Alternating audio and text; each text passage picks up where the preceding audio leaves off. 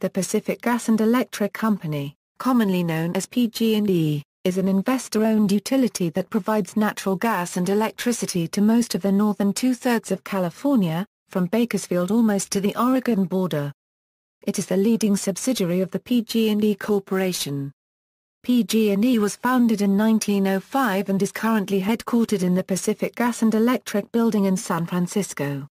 History = Early history = San Francisco Gas. In the 1850s, manufactured gas was introduced in the United States as a means of lighting. Gasworks were built in the larger Eastern American cities, but there was no gas industry in the West, however. In San Francisco, street lighting was available only on Merchant Street, in the form of oil lamps. Three brothers Peter, James, and Michael Donahue became interested in gas manufacturing while running the foundry that later became Union Iron Works, the largest shipbuilding operation on the West Coast. Joseph G. Eastland, an engineer and clerk at the foundry, joined them in gathering as much information on gas making as they could find. In July 1852, James applied for and received from the Common Council of the City of San Francisco a franchise to erect a gasworks, lay pipes in the streets and install street lamps to light the city with brilliant gas. The council specified that gas should be supplied to households at such rates as will make it to their interest to use it in preference to any other material. The Donahue brothers and Eastland incorporated the San Francisco Gas Company on August 31, 1852, with $150,000 of authorized capital. The company became the first gas utility in the West. Its official seal bore the inscription Fiat Lux let there be light the same slogan later adopted by the University of California. There were 11 original stockholders, and the three Donahue brothers subscribed for 610 of the 1,500 shares. The original location for the gasworks was bounded by First, Fremont, Howard and Latimer Streets south of Market, on the then shore of the San Francisco Bay. Work on the plant started in November 1852, and it was ready for operation only a few months later. On the night of February 11, 1854, the streets of San Francisco were for the first time lighted by gas. To celebrate the event, the company held a gala banquet at the Oriental Hotel. Gas lighting quickly gained public favor. In the first year of operation, there were 237 customers. That number more than doubled the next year, to 563. By the end of 1855, the company had laid more than 6½ miles of pipe and 154 street lamps were in operation. The growing popularity of gaslight led to the establishment of competing gas companies, including Albin Patent Gas Company and Citizens Gas Company. These smaller companies were quickly acquired by the San Francisco Gas Company. However, one rival provided serious competition. The City Gas Company was founded in April 1870 by the Bank of California to compete with the gas monopoly held by the Donahue brothers' operation. City Gas began operation in 1872 and initiated a price war with the San Francisco Gas Company. In 1873, the companies negotiated their consolidation as a compromise and the Bank of California gained part ownership of the most lucrative gas monopoly in the West. On April 1, 1873, the San Francisco Gas Light Company was formed, representing a merger of the San Francisco Gas Company, the City Gas Company, and the Metropolitan Gas Company. San Francisco Gas and Electric, gas utilities, including San Francisco Gas Light, faced new competition with the introduction of electric lighting to California. In 1879, San Francisco was the first city in the U.S. to have a central generating station for electric customers. To stay competitive, the San Francisco Gas Light Company introduced the argand lamp that same year. The lamp increased the light capacity of gas street lamps, but proved to be an expensive improvement and was not generally adopted. Meanwhile, the demand for electric light in the stores and factories of downtown San Francisco continued to grow. The first electric street light was erected in 1888 in front of City Hall, and the electrical grid supporting it was gradually extended. A second generating station was constructed in 1888 by the California Electric Light Company to increase production capacity. New competition also emerged in the 1880s in the form of water gas, an improved illuminant patented by Thaddeus Lowe. The United Gas Improvement Company, a water gas manufacturer organized after purchasing the Lowe gas patents, acquired a lease and then an interest in San Francisco's Central Gas Light Company on November 1, 1883. United was acquired by the Pacific Gas Improvement Company in 1884. Under the management of President Albert Miller, Pacific Gas Improvement developed into a formidable competitor to San Francisco Gas Light. Horace A. Miller, Secretary, and C.O.G. Miller, President, owned and controlled not only the Pacific Gas Improvement Company but also the Pacific Gas Lighting Company. C.O.G. Miller is buried in a pyramid mausoleum at Mountain View Cemetery, Oakland, CA. Horace Miller built an enormous mansion in Piedmont, California at 445 Mountain Avenue in 1913, designed by Arthur Brown, famous San Francisco architect. In 1888, San Francisco Gas Light built its own water gas plant at the Potrero Gas Works. The manufacturing of water gas proved successful due to the increased availability of inexpensive petroleum. The company decided to construct a modern gas works with both updated water gas manufacturing technology and a modern coal gas plant as a hedge against shortages in the supply of oil. In 1891, the North Beach Gas Works was completed under the direction of San Francisco Gas Light president and engineer Joseph B. Crockett. The facility was the largest gas holder in the U.S. west of Chicago. In 1896, the Edison Light and Power Company merged with the San Francisco Gas Light Company to form the new San Francisco Gas and Electric Company. Consolidation of gas and electric companies solved problems for both utilities by eliminating competition and producing economic savings through joint operation. Other companies that began operation as active competitors but eventually merged into the San Francisco Gas and Electric Company included the Equitable Gas Light Company, the Independent Electric Light and Power Company, and the Independent Gas and Power Company. In 1903, the company purchased its main competitor for gas lighting, the Pacific Gas Improvement Company. Pacific Gas and Electric Company equals. The San Francisco Gas and Electric Company and the California Gas and Electric Corporation merged to form the Pacific Gas and Electric Company on October 10, 1905. The consolidation provided the California Gas and Electric Corporation with access to the large San Francisco market and a base for further financing. The San Francisco Gas and Electric Company, in turn, was able to reinforce its electric system, which until then had been powered entirely by steam-operated generating plants, and could not compete with lower-cost hydroelectric power. After the merger was formally completed, engineers and management from both organizations formulated plans for coordinating and unifying the two gas and electric systems. However, the two firms maintained separate corporate identities until 1911.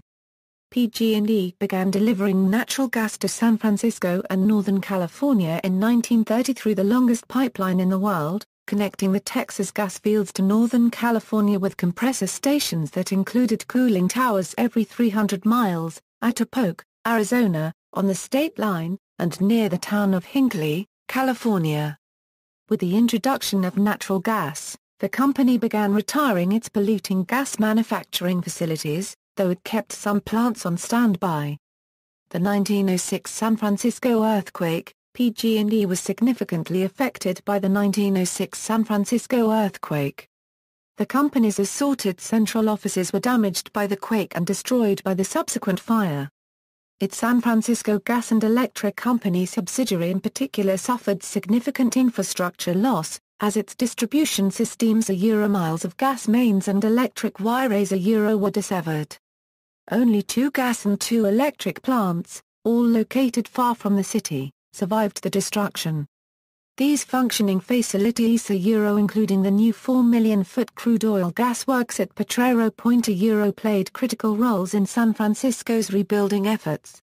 Many of PG&E's utility competitors ceased operation following the Great Earthquake. However, the company's substantial capital allowed it to survive, rebuild, and expand.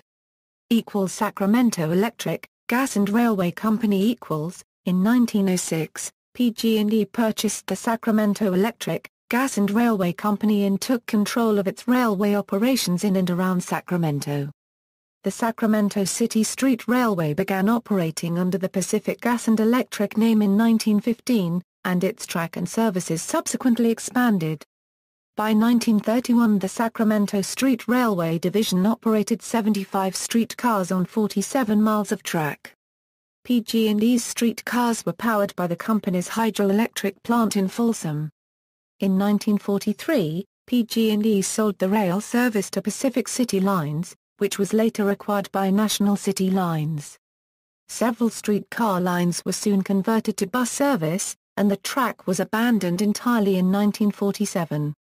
During this same period, Pacific City Lines and its successor, National City Lines, with funding from General Motors, Firestone Tire, Standard Oil of California, Phillips Petroleum, and Mack Trucks were buying streetcar lines and rapidly converting most of them to bus service. This consortium was convicted in 1949 of federal charges involving conspiracy to monopolize interstate commerce and the sale of buses and supplies to National City Lines and its subsidiaries. The actions became known as the Great American Streetcar Scandal or the General Motors Streetcar Conspiracy. Further consolidation and expansion. Within a few years of its incorporation, PG&E made significant inroads into Northern California's hydroelectric industry through purchase of existing water storage and conveyance facilities. These included many reservoirs, dams, ditches and flumes built by mining interests in the Sierras that were no longer commercially viable. By 1914, PG&E was the largest integrated utility system on the Pacific Coast. The company handled 26% of the electric and gas business in California. Its operations spanned 37,000 square miles across 30 counties. The company expanded in the 1920s through strategic consolidation. Important acquisitions during this period included the California Telephone and Light Company, the Western States Gas and Electric Company and the Sierra and San Francisco Power Company, which provided hydropower to San Francisco's streetcars. These three companies added valuable properties and power and water sources. By the end of 1927, PG&E had nearly 1 million customers and provided electricity to 300 Northern Californian communities.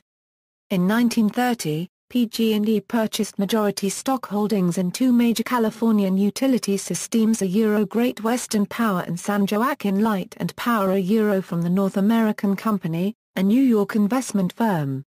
In return, North American received shares of PG&E's common stock worth $114 million. PG&E also gained control of two smaller utilities, Midland County's Public Service and the Fresno Water Company, which was later sold. The acquisition of these utilities did not result in an immediate merger of property and personnel. The Great Western Power Company and the San Joaquin Company remained separate corporate entities for several more years.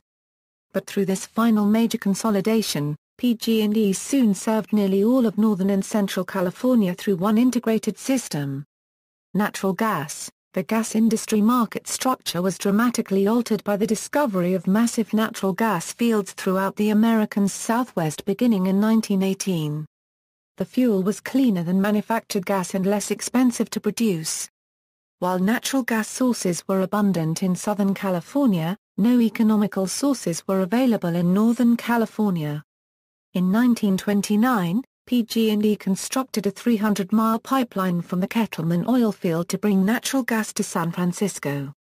The city became the first major urban area to switch from manufactured gas to natural gas. The transition required the adjustment of burners and airflow valves on 1.75 million appliances. In 1936, PG&E expanded distribution with an additional 45-mile pipeline from Milpitas. PG&E gradually retired its gas manufacturing facilities, although some plants were kept on standby. Defense activities boosted natural gas sales in California during World War II, but cut deeply into the state's natural reserves. In 1947, PG&E entered into a contract with the Southern California Gas Company and the Southern Counties Gas Company to purchase natural gas through a new 1,000-mile pipeline running from Texas and New Mexico to Los Angeles. Another agreement was reached with the El Paso Natural Gas Company of Texas for gas delivery to the California-Arizona border. In 1951, PG&E completed a 502-mile main that connected with the El Paso network at the state line.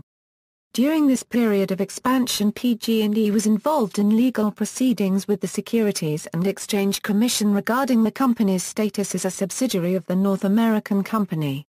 As outlined by the Public Utility Holding Company Act of 1935, a utility subsidiary was defined as a utility company with more than 10% of their stock held by a public utility holding company. Though 17% of PG&E stock was held by the North American Company at this time, PG&E filed with the SEC to be exempted from subsidiary status on the grounds that 17% ownership did not give the North American Company control and because the North American Company occupied only 2 board member spots. The North American Company backed PG&E's request by stating that they were involved in business operations in a limited capacity. The request remained unresolved until 1945 when the North American Company sold off stocks that brought its ownership to below 10%. The SEC then ruled that PG&E was not a subsidiary of the North American Company. In 1948, the North American Company sold its remaining stock in PG&E. Nuclear plants and gas pipelines. In 1957, the company brought Valestos Nuclear Center, the first privately owned and operated nuclear reactor in the United States, online in Pleasanton, California. The reactor initially produced 5,000 kilowatts of power, enough to power a town of 12,000. In addition to nuclear power, PG&E continued to develop natural gas supplies as well.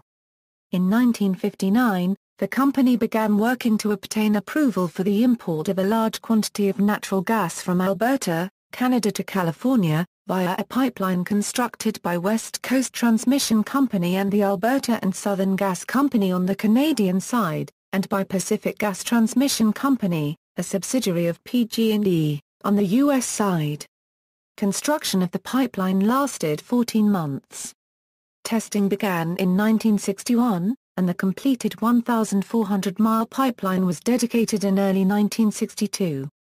PG&E began construction on another nuclear facility, the Diablo Canyon Power Plant, in 1968. Originally slated to come online in 1979, the plant's opening was delayed for several years due to environmental protests and concerns over the safety of the plant. Unregistered trademark S construction. Testing of the plant began in 1984, and energy production was brought up to full power in 1985. During the construction of the Diablo Canyon plant, PG&E continued its efforts to bring natural gas supplies from the north to their service area in California. In 1972, the company began exploring possibilities for a 3,000-mile pipeline from Alaska, which would travel through the Mackenzie River Valley and on to join with the previously constructed pipeline originating in Alberta. In 1977, the Mackenzie Valley Pipeline project received approval from the U.S. Federal Power Commission and support from the Carter administration. The pipeline still required approval from Canada, however. Plans for the pipeline were placed on hold in 1977 by a Canadian judge.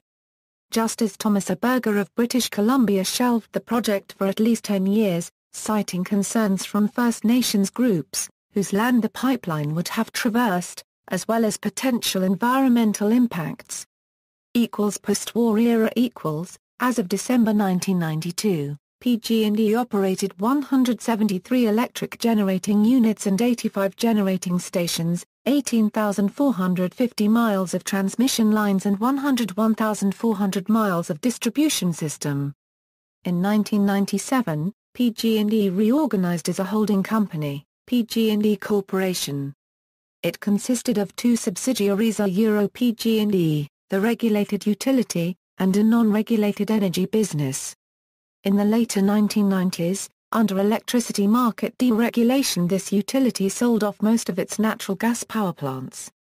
the utility retained all of its hydroelectric plants, the Diablo Canyon power plant and a few natural gas plants, but the large natural gas plants it sold made up a large portion of its generating capacity. This had the effect of requiring the utility to buy power from the energy generators at fluctuating prices, while being forced to sell the power to consumers at a fixed cost. However, the market for electricity was dominated by the Enron Corporation, which, with help from other corporations, artificially pushed prices for electricity ever higher. This led to the California electricity crisis that began in 2000 on Path 15, a transmission corridor PG&E built. With a critical power shortage, rolling blackouts began on January 17, 2001. Bankruptcy. The cause of PG&E's bankruptcy is explained in greater detail in the Wikipedia article, California Electricity Crisis. In 1998, a change in the regulation of California's public utilities, including PG&E, began. The California Public Utility Commission set the rates that PG&E could charge customers and required them to provide as much power as the customers wanted at rates set by the CPUC. In the summer of 2001, a drought in the Northwest states and in California reduced the amount of hydroelectric power available. Usually PG&E could buy cheap hydroelectric power under long-term contracts with the Bonneville Dam, etc. Drought and delays in approval of new power plants and market manipulation decreased available electric power generation capacity that could be generated in state or bought under long-term contracts out of state. Hot weather brought on higher usage, rolling blackouts, etc. With little excess generating capacity of its own, PG&E was forced to buy electricity out of state from suppliers without long-term contracts. Because PG&E had to buy additional electricity to meet demand, some suppliers took advantage of this requirement and manipulated the market by creating artificial shortages and charged very high electrical rates.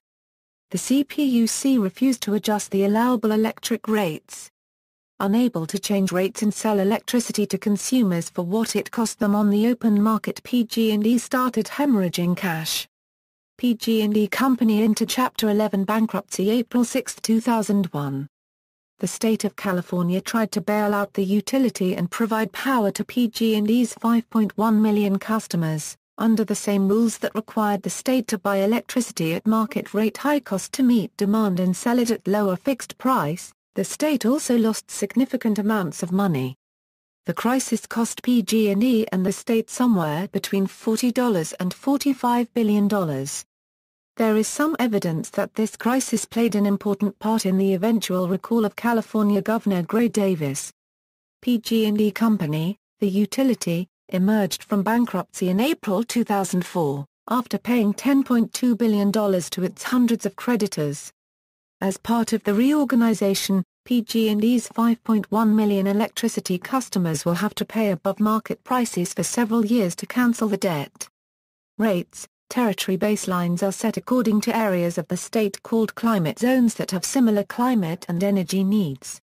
The California Public Utility Commission must establish a reasonable minimum amount of electricity needed by people for each region, which is called baseline, and is adjusted according to season and type of heating used. Electrical charges depend on tier baseline and usage above the baseline, S. The first two lowest tiers are limited by state law not to increase more than 1% above the inflation rate, and never more than 5% per year. Because PG&E's cost of service has increased faster than this formula allows, much of the cost increases of the utility are pushed into the higher tiers 3 and 4. The billing cycle baseline is the number of days in the billing cycle multiplied by the baseline usage per day. The total charge is the usage in each tier multiplied by the rate in each tier. For example, if the billing cycle was 30 days and the tier baseline for your territory with a summer baseline of 7.5 kWh DAR, 30 equals 225 kWh for the billing cycle. The first tier applies for usage up to the baseline. The second tier applies from, the third tier applies from and fourth apply for all usage over 2.0 BL. The electric bill in Territory Q for 800 kilowatt-hours in a 30-day billing cycle would be equals $28.901 Tier 1 plus $9.49185 Tier 2 plus $69.394 Tier 3 plus $117.46 Tier 4 equals $202.78. As can be seen, most of the cost is due to usage in Tier 3 and 4, and energy-saving practices or more efficient appliances, lighting, etc. should be considered to reduce usage out of these tiers. Gas charges would be calculated similarly, except there are only two tiers: usage below the baseline and usage above the baseline. PG&E profits are not dependent upon sales. PG&E rates are set by the California Public Utilities Commission. The profit the CPUC allows PG&E to earn is decoupled from the amount of natural gas and electricity it sells and its cost of operations. The capital investments made in natural gas pipelines, power plants, and electric transmission wires, and from incentives earned by achieving energy efficiency targets set by the CPUC, determine allowable rates. Shareholders invest in PG&E because the utility is allowed by the CPUC a given rate of return that supports the value of its shares and allows for dividend distributions to shareholders. Because PG&E's rate of return is set at 10.4%, well above the real cost of capital and stock market returns for other companies, it has the incentive to make more capital investments than an unregulated company, and incentives for efficiency in areas such as real estate, information technology, and smart grid projects are limited to non-existent. The CPUC has set up the rates for different territories and types of residential customers. The complicated territory boundaries and customer definitions have been in place since the 1980s. Like nearly all regulated utilities, PG&E does not have incentives to be more cost-efficient, give better service, etc., in hopes of getting more customers or lowering the price the customers pay. It is unclear whether their territorial-based rate structure really saves in energy use, as it subsidizes those with high gas and electrical usage with higher than average baselines. Those with less than average baselines pay for this subsidy. One good result of the tiered charges are that there is strong incentives to use solar panels, etc. to lower the electrical usage out of the top tier's rate structure. Paying 34 cents per kilowatt-hour makes an investment in solar panels, etc. pay off much sooner. The prices charged relate to the cost of making, transporting electricity plus an allowed return on invested capital, and is adjusted at least annually by the CPUC. New or upgrade facilities have to be approved by the CPUC to get incorporated in the allowable rate structure. The average price of natural gas that PG&E has to pay for, the cost of the distribution system, and the cost of long-term storage systems is reflected in the bill to the customer. Any additional charges are eventually paid for by the consumer, of course. The average cost of residential electricity for PG&E is about 15 cents per kilowatt-hour. However, this average cost is allocated to customers through a set of complex rate structures, including discount rates for low-income customers, and higher rates for customers that use significantly more than average for their climate zone. The average in the other states is about $0.1151 per kilowatt-hour. Industrial and commercial users of electricity pay an average of $0.1377 per kilowatt-hour, and agricultural users pay $0.1327 per kilowatt-hour in California. Residential customers consume 31,234 GWh per year. Commercial users consume 32,989 GWh per year, industrial users 14,804 GWh per year, agriculture 5,804 GWh per year, with the rest an assortment of miscellaneous categories. PG&E has started introducing prices per period where the rates vary by the time of day. Usage during peak usage periods costs more, and usage at slack periods is at a minimum. This is done to minimize usage during peak usage periods to reduce the cost of adding new peak load generators, brownouts, etc.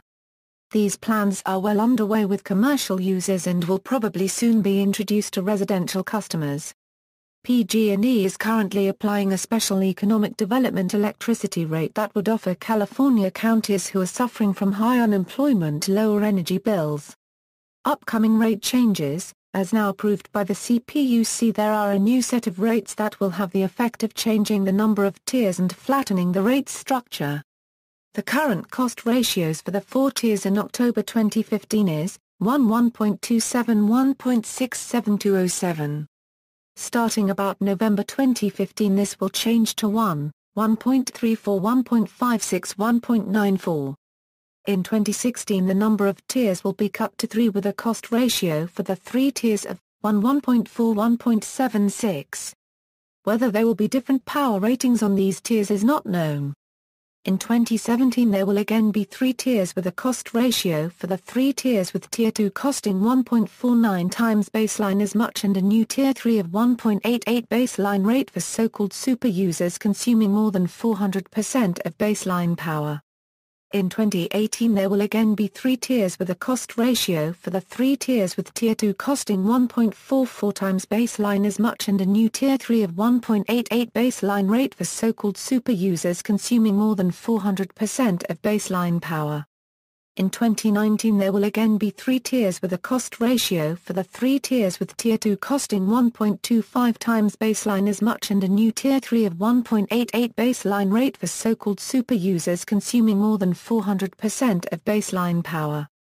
Sometime in late 2015, minimum monthly bills of $10 will be charged for most customers, and $5 for low-income customers enrolled in the California Alternate Rates for Energy program. This will mainly affect solar power users with battery power options who now use little or no grid-generated electricity.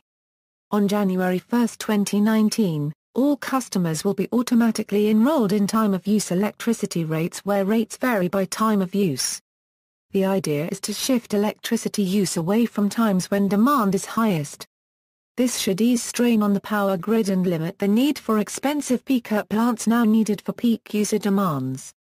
Generation portfolio. PG&E's utility-owned generation portfolio consists of an extensive hydroelectric system, 1 operating nuclear power plant, 1 operating natural gas-fired power plant, and another gas-fired plant under construction. 2 other plants owned by the company have been permanently removed from commercial operation, Humboldt Bay Unit 3 and Hunters Point. Hydroelectric PG&E is the largest private owner of hydroelectric facilities in the United States, including 174 dams.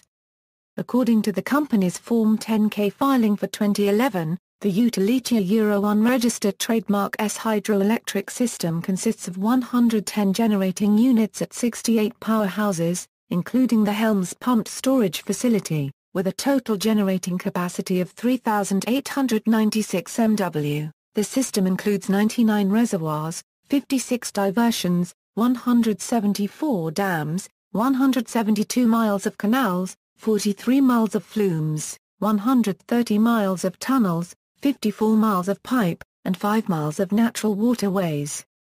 The single largest component is the Helms pumped storage plant, located at 37°02 euro squared 13.78 euro cubed and 118°57 euro squared 53.63 euro cubed W near Sawmill Flat in Fresno County, California.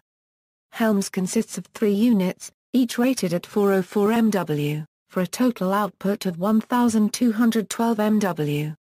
The facility operates between Courtright and Wishon reservoirs, alternately draining water from Courtright to produce electricity when demand is high, and pumping it back into Courtright from Wishon when demand is low. The Haas powerhouse is situated more than 1,000 feet inside a solid granite mountain. Nuclear. The Diablo Canyon Power Plant, located in Avila Beach, California, is the only operating nuclear asset owned by PG&E. The maximum output of this power plant is 2,240 MWe, provided by 2 equally sized units. As designed and licensed, it could be expanded to 4 units, at least doubling its generating capacity. Over a 2-week period in 1981, 1,900 activists were arrested at Diablo Canyon Power Plant. It was the largest arrest in the history of the U.S. anti-nuclear movement. The company operated the Humboldt Bay Power Plant, Unit 3 in Eureka, California. It is the oldest commercial nuclear plant in California and its maximum output was 65 MWe. The plant operated for 13 years, until 1976 when it was shut down for seismic retrofitting. New regulations enacted after the 3 Mile Island accident, however, rendered the plant unprofitable and it was never restarted. Unit 3 is currently in decommissioning phase and scheduled to be fully dismantled in 2015. The spent nuclear fuel is currently stored at the Independent Spent Fuel Storage Installation on the plant site because of the United States Department of Energy's failure to find a suitable alternative to storing or disposing of the spent fuel. Pacific Gas and Electric plan to build the first commercially viable nuclear power plant in the United States at Bodega Bay, a fishing village 50 miles north of San Francisco. The proposal was controversial and conflict with local citizens began in 1958.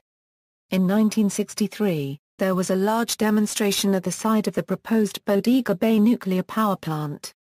The conflict ended in 1964, with the forced abandonment of plans for the power plant.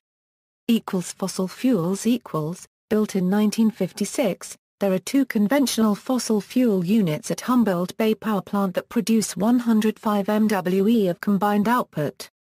These units, along with 2 15 MWe mobile emergency power plants, will be retired in the summer of 2010. The Humboldt Bay Generating Station, built on the same site, is set to take the older power plant's place in the summer of 2010. It will be producing 163 MWe using natural gas for fuel and fuel oil for backup on WAC currency ALll currency diesel engines. It will employ technology to produce 80% fewer ozone precursors and 30% less CO2 than the previous facility. The new design will also reduce water use by eliminating the need for once-through cooling.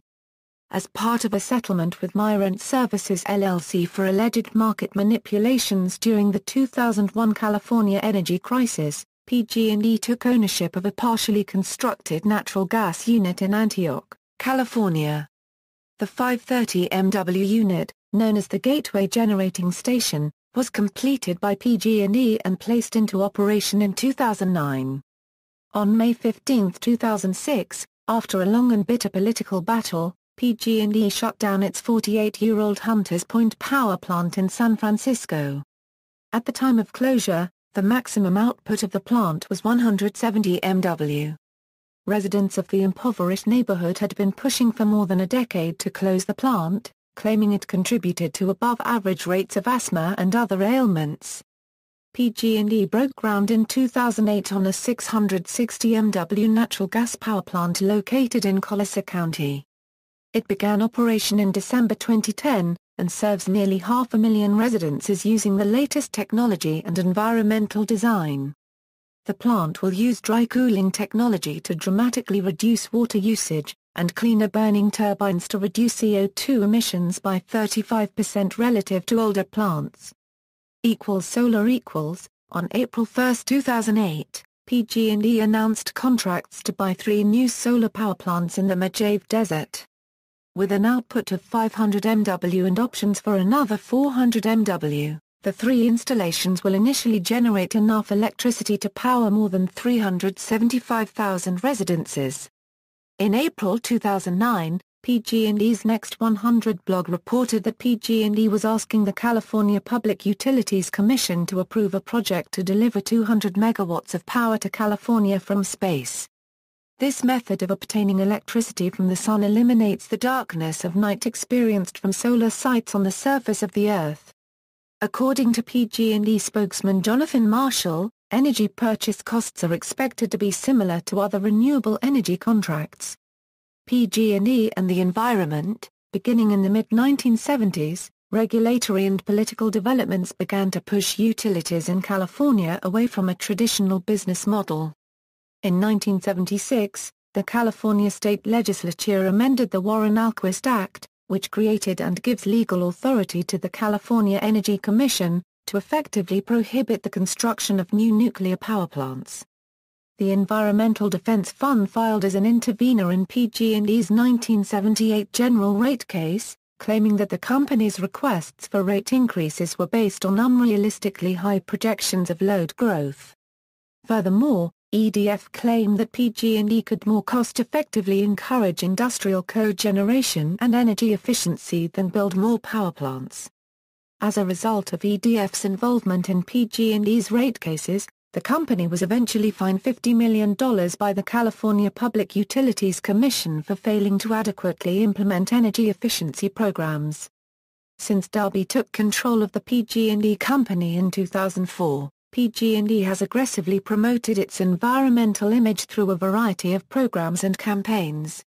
In the early first decade of the 21st century, the CEO of PG&E Corporation, Peter Darby, and then CEO of Pacific Gas and Electric Company, Tom King, publicly announced their support for California Assembly Bill 32, a measure to cap statewide greenhouse gas emissions and a 25% reduction of emissions by 2020.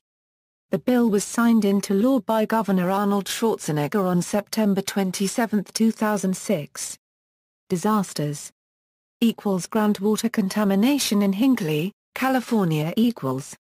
The town of Hinckley, California had its groundwater contaminated with hexavalent chromium from a PG&E natural gas compressor plant, resulting in a legal case and $333 million settlement. As a result of the contamination, many had been born with birth defects, including cleft lip and palate, a missing ear, slight retardations and many more. The legal case was portrayed in Erin Brockovich, a drama film released in 2000. However, a study released in 2010 by the California Cancer Registry showed that cancer rates in Hinckley remained unremarkable from 1988 to 2008. An epidemiologist involved in the study said that the 196 cases of cancer reported during the most recent survey of 1996 through 2008 were less than what he would expect based on demographics and the regional rate of cancer. San Bruno, California explosion equals. On the evening of September 9, 2010, a suburb of San Francisco, San Bruno, California, was damaged when a 30-inch PG&E gas pipeline burst, killing 8 people, injuring dozens and leaving 6 people missing. The blast created a crater at the epicenter, damaging several homes, and was reported by the USGS to have a shock wave similar to a 1.1 magnitude earthquake. Following the event, the company was heavily criticized for ignoring the warnings of a state inspector in 2009 and for failing to provide adequate safety procedures. The incident then came under investigation by the National Transportation Safety Board. On August 30, 2011, the NTSB released its findings, which placed fault for the blast on PG&E. The report stated that the pipeline installed in 1956 that later burst did not even meet standards of that time. In July 2012, PG&E management initiated an advertising campaign in which the utility's new CEO, Tony Earlier previously head of DTE Negia acknowledged that PG&E had lost its way, and needed to regain the trust of its customers. Controversies Metcalf sniper attack equals. On the morning of April 16, 2013, a team of gunmen opened fire using sniper rifles on the Metcalf transmission substation, severely damaging 17 transformers. Smart meters equals. In the middle of 2010, PG&E rolled out new electronic meters that replaced traditional analog electric meters. Customers whose meters were replaced with smart meters reported seeing their energy bills spike up multiple folds and accused the company of deliberately inflating their bills, along with questioning the accuracy of the meters. Complaints of PG&E's failing to honor customers' refusal of upgrading their meters also surfaced. Although the contractor that installed the meters would honor these requests, PG&E would eventually come out and replace them despite objections. Subsequently, the California Public Utilities Commission would conduct an investigation and find that of the 613 smart meter field tests, 611 meters were successfully tested and 100% passed average registration accuracy. One meter was found to have serious errors and was malfunctioning on arrival, while another was found to have serious event errors upon installation. These meters were therefore excluded from testing. Proposition 16 equals. In 2010, PG&E was accused of attempting to stifle competition in Proposition 16, which mandated two-thirds voters' approval to start or expand a local utility. Critics argued that this would make it harder for local governments to create their own power utilities, thus effectively giving PG&E a monopoly. The company was also rebuked for supplying $46 million to support the ballot when opponents raised $100,000 in the campaign. The proposition would eventually be voted down with 52.5% in opposition and 47.5% in favor.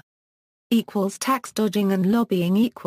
In December 2011, the non-partisan organization Public Campaign criticized PG&E for spending $79 million on lobbying and not paying any taxes during 2008 to 2010, instead getting $1 billion in tax rebates, despite making a profit of $4.8 billion and increasing executive pay by 94% to $8.5 million in 2010 for its top 5 executives. Restatements. On February 28, 2002, after the collapse of Enron, which used dubious accounting and partnerships to hide its debt, PG&E announced to restate results dating back to 1999, to show leases related to power plant construction that had been previously kept off its balance sheet. On June 27, 2003, PG&E National Energy Group, a unit of PG&E Corporation, revised its 2002 Form 10 per A to reclassify certain offsetting revenues and expenses, which net to zero. PG&E revised its 2002 Form 10 per A accordingly to reflect the change. See also: Battery to Grid, Southern California Edison, Diablo Canyon Power Plant, San Diego Gas and Electric, list of articles associated with nuclear issues in California. References. Bibliography: Coleman, Charles M. P.G. and E. of California, The Centennial Story of Pacific Gas and Electric Company, 1852–1952. McGraw-Hill Book Company Incorporated. OCLC 3920159. Further reading: Coleman, Charles M., P.G. and E. of California. The Centennial Story of the Pacific Gas and Electric Company, 1852–1952, Rowe, David. Dynamos and Virgins. The History of Gas Lighting in San Francisco. Pacific Gas and Electric Magazine Volume 1, Number August 3, 1909, PG&E, A Report on the Company's Environmental Policies and Practices, Council on Economic Priorities, NY April 1994. External links: Official website, PG&E Corporation, PG&E Clean Air Transportation Program, Next 100, A Dialogue on the Next Century of Energy, PG&E, We Can Do This, PG&E History Timeline, PG&E Currents.